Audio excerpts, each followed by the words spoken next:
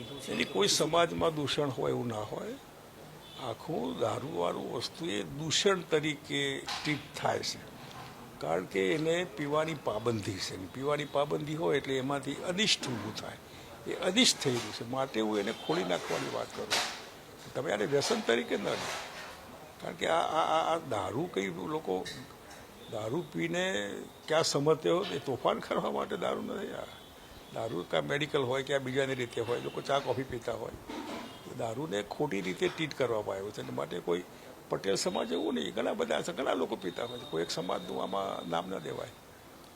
યુવાનોમાં ખાસ આ લત લાગી છે, યુવાન તો દરેક ઠેકાણે યુવાન તો એક સ્ટેટસ હોય. યુવાન આજનો યુવાન એ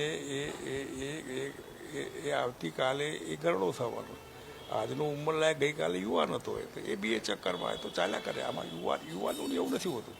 બધા બહેનો બી પીતા હોય છે ઘણા ઠેકાણે, એવું ચાલતું હોય છે. એટલે આમાં એ પરિવાર ઉપર એ સમાજ ઉપર અસર હોય કે જેનામાં આ પ્રમાણે યોગ્ય કોઈ સલાહકાર હોય તો કોઈ આવું ન કરે. યુવાનોનું ગ્રુપ ખરાબ હોય તો એ આવું કરે.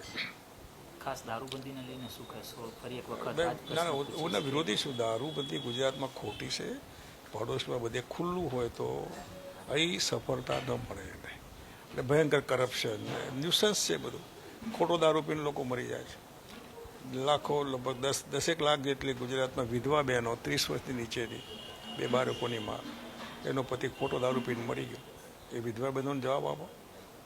એમનું કહેવું છે કે સારો પીધો હોય તો ન મરી જાય, પીવાનો છે તો એને સારો પીવડાવો ને. એના માટે આ બધું કરવાનું કારણ. ગુજરાતમાં અત્યારે કઈ પ્રકારની આપ સરકાર જોઈ રહ્યા છો? અને આપ પણ એક ચાલ્યા કરે છે, રૂટીન છે બધું. સરકાર હોય, ગવર્મેન્ટ મીન્સ